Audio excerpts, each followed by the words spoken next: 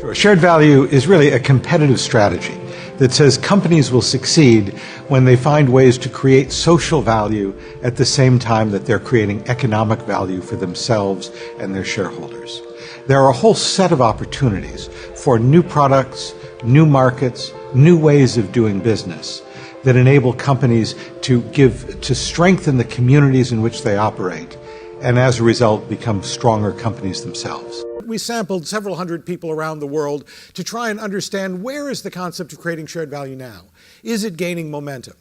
What was particularly exciting is the extraordinary number of major companies around the world that are grabbing onto this concept of creating shared value, that are bringing it into their strategy, into their operations, into their management teams at the very highest levels to find new opportunities, new products, new markets, new solutions to social problems that can contribute to their profitability. What's also exciting is the fact that it's not just companies. We are seeing NGOs, nonprofits, civil society, development agencies, philanthropy organizations, even development organizations like Australia Aid, that are finding that shared value gives them a new way to partner with corporations that isn't just about writing the check or having a public relations get-together, but is actually thinking about what are the resources companies bring to solving social problems, what are the attributes that nonprofits bring, what are the resources that development agencies bring, and how can we find new partnerships, to pick up on the theme of this conference, that bring together those complementary resources to achieve impact. Looking around the world, not just in the US, we see governments paralyzed by disagreement. We see even strong and functional governments like Germany that have reached out to do the right thing to immigrants, finding their political power weakened because it's unpopular to do the right thing, because it threatens some of the comfort that people have in the country beforehand. And so we're not seeing government step forward to effectively solve society's problems. Well, our fallback has been to assume it's going to be civil society. It's going to be nonprofit organizations. It's going to be those organizations that work so hard not to make money, but to try and make the world a better place. But there's a problem there too. Most of those organizations are very, very small compared to the problems we're trying to solve.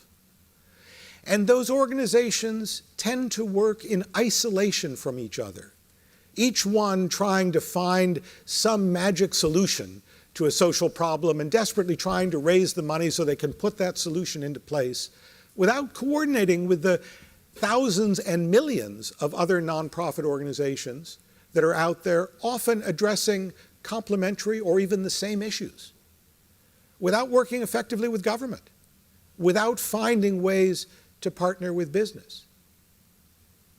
So I come back to the question, who is going to lead social change? And I have to say, it's a bit of a surprise to say the answer just might be business. For a long time, there was a sense that business and social issues were completely separate. And I think neoclassical economics really reinforced that by emphasizing the externalities of social issues and social costs. But what we see is that there really is a tremendous interdependence, and companies are beginning to take the lead in initiating new business endeavors that are really core to their business, core to their differentiation, core to their strategy, that are built around the solutions to social issues. And yet we find the antithesis that has so long held between business and society is a very hard mindset to change. And so as we talk to CEOs and company leaders who are really in the midst of this change, they tell us how hard it is to drive these ideas down throughout all of the employees of the company, to really get them to change how they're thinking about social issues, not as irrelevant, but as being a real source of new opportunity. Shared value, because it's really part of the core of the company's strategy, is internally generated. It's about companies pursuing initiatives where they actually see opportunities for competitive differentiation or economic benefit. And so we're not asking companies to pursue initiatives that are extraneous or merely to please government or to please outsiders. We're asking them to do it in situations where it's of genuine business benefit. I just spent some time yesterday with folks at Novartis, and they have a very interesting initiative in India trying to reach low-income populations, rural populations, with their medicines. Now, if this was just a bottom-of-the-pyramid marketing scheme, they would simply price and distribute medicines differently. But the issue that they come across is that there really are not health-seeking behaviors among the rural populations in India. And so what Novartis has had to do is not just find a new distribution mechanism, but tackle the problem of rural healthcare in India. And to do this, they've had to hire hundreds of people whose job it is not to promote their products, but to teach health-seeking behavior, to support training for healthcare providers, to strengthen the supply chain to local clinics. And they're doing it not just for Novartis products, but for a whole range of healthcare products and services. The result is Novartis is reaching a population of 40 million people that they couldn't otherwise reach. And in fact, from a business point of view, they tell me this venture has broken even within 13 months. Classic corporate social responsibility is really about not getting caught doing something wrong. Right. It's about reducing your environmental footprint. It's about worrying about the labor conditions in your supply chain, all very important things, but often the result of external pressure from government, from activist organizations, and it is often seen as a cost or a constraint or a limitation on business. It's preventing you from doing what you might otherwise like to do, or it's adding to the costs of your business. Shared value is very different. It is an area of innovation. It is an area of rethinking the value chain, of new products and new markets, and paying attention to the industrial cluster that your business is part of. But it's not adding costs, it's finding new ways to promote new markets, new products, new activities, and to differentiate your company based on the social value proposition as well as the economic one. We talk about the policies and practices of business that can strengthen the communities in which the business operates, at the same time that it confers a competitive advantage and economic profit on the business. I was speaking with my fellow panelist, Peter Gomez, last night, and he mentioned that in a recent survey, 9 out of 10 CEOs believe that their company is creating value for society. And I'm sure they do. And of course they are. They're paying taxes, they're creating wealth, they're paying wages. But that's not the kind of shared value we're talking about. Those are the table stakes. That's not really what matters. What we're talking about are using the resources and capabilities of business to solve very specific, targeted social problems and to find ways to do it that are aligned with the company's strategy, that strengthen its competitive positioning, and that enable it to make more money. And companies can do this in 3 ways. They can reconceive of their products and markets.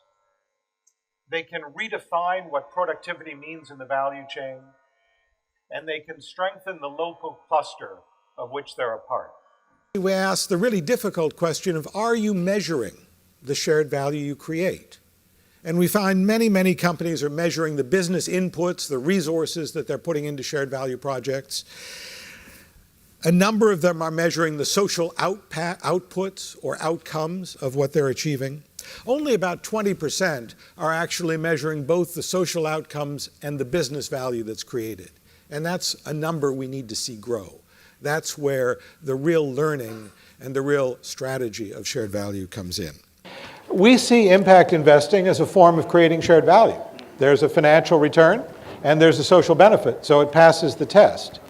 And I think that the number of social enterprises that are starting up, that are growing, that have found business models that solve solutions, and you're absolutely right, that engage the people who live the problem in solving the problem, are a tremendous new area of opportunity. And the fact that they can raise investment capital that is interested in making a financial return, not just philanthropic capital, is what will enable that movement to really scale. That to really openly engage with social issues as business opportunities, to create a rigorous business case that says, you know, that may be a very important social issue, but we can't make money doing it. And here's a place where even though we may be charging money to the poor, it's in their interest, it's beneficial to them, and again, because we can make money, we can scale it and reach millions in a way we never could help through philanthropy. Because I believe that business, acting as business, not constrained as a charitable donor or trying to redeem itself through public relations, but using its core tools as a business, is the most powerful force we have for social progress and positive change. I believe that shared value thinking is what will drive the next wave of productivity and innovation and economic growth for major corporations around the world. And so I ask you to join me in trying to embrace this thinking, in bringing business to society's table as an active player in its own self-interest to help solve social problems, of turning the concept of shared value from an idea into a movement. Thank you very much.